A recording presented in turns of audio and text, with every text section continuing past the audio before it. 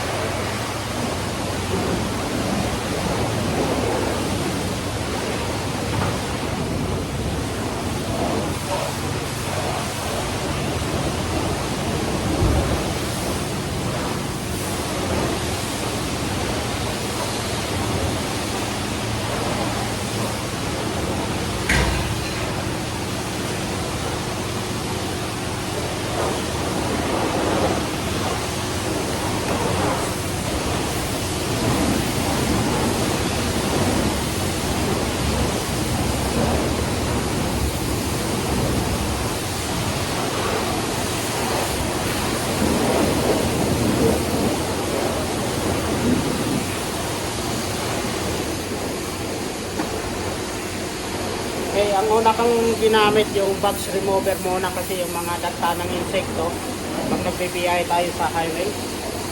Ayan, kulay green.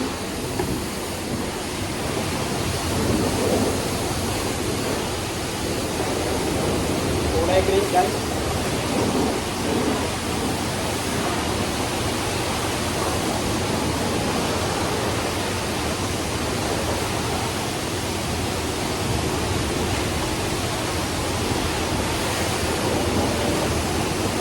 Bali, tinaanan ko lang yun guys ng box remover.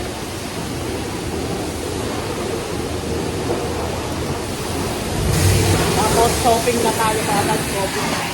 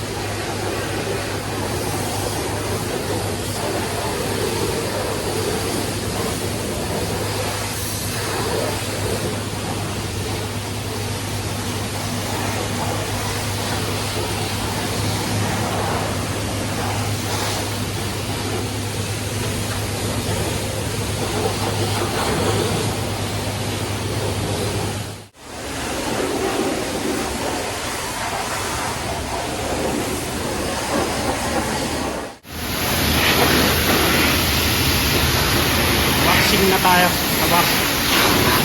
After so much shopping, yan. Ganun ang ginagawa ko guys para makatipid tayo. Yung iba gagamit muna ng tubig bago shopping. So ako, after ng bags removal, shopping kaagad ako. Tapos after ng shopping, wax na ako sa wax. Then after ng wax, spot free range. Yan. Yung ano, spot free. Yan. Yung para sa wax. Yan. So yun guys. Ano, kintabok. Yan yung waxing na.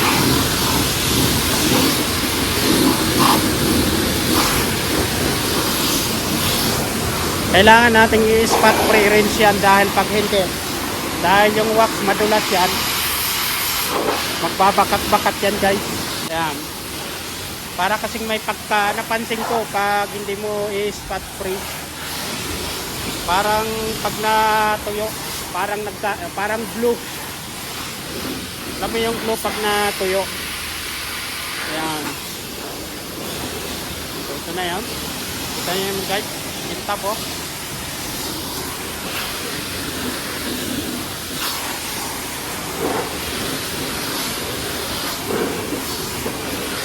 Tapos saka ko yan pupuksan yung mga door para yung mga siding niya gilid-gilid.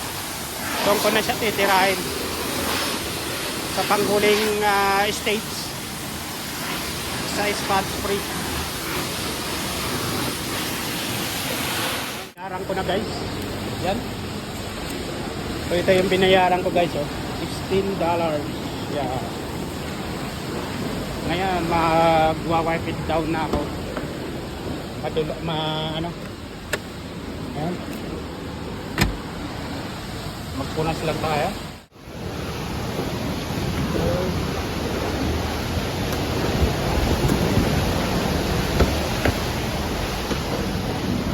Sa bahay na lang ako magbabacuum. Ayan, balik na natin to.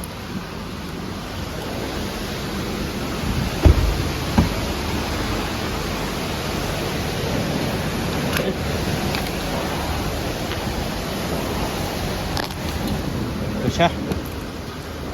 Kailangan nang vacuumin guys. Okay, ilalabas ko muna tong aking car sa bay. Dahil baka may susunod na magkakarwas. Ganun kasi dito. Pag gusto mong magpunas ng sasakyan, gawin sa sa labas yan. Tatabi lang tayo sa labas guys yan. Okay. Yan, backing lang tayo. Tulad nung mga naunang nagkarwas, ilinabas na nila yung mga sasakyan nila at doon dyan sila sa tabi. Sa tabi sila nagpunas-punas. Yan. So bali ganun din po ang gagawin ko. Dito ko sa gilid, ayan, pwede ko sa gilid. Ha? Dito, pwede tayo dito, tabi dito oh. Ayan. Punasan natin. Kahit kaunti lang. Yung body.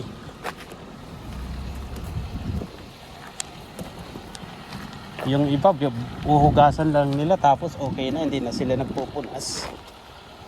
Pero ito syempre hindi naman tayo nagmamadali. Ayan. Punasan na rin natin.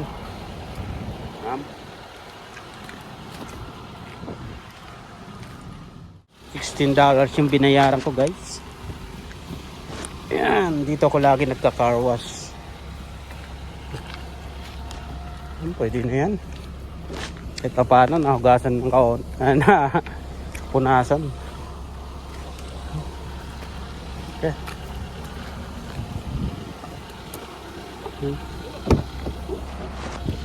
Loob naman. Punas-punas tayo sa loob. After nito, punta ako sa kape. Hindi pa ako nagkakape guys.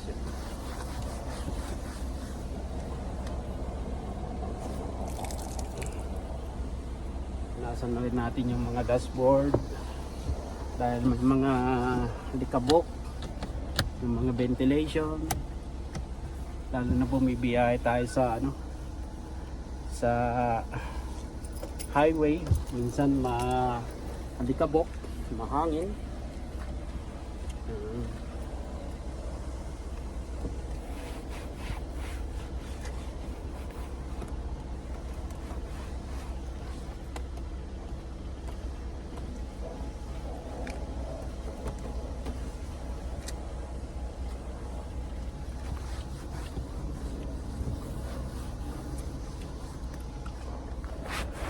Lalo na tong mga cup holder, yung linalapagan ko ng mga guys, ng cup,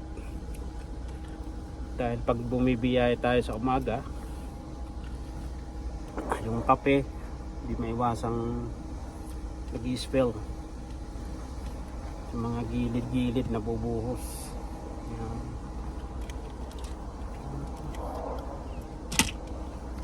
So vacuum, pag uwi ko mamaya, vacuum na.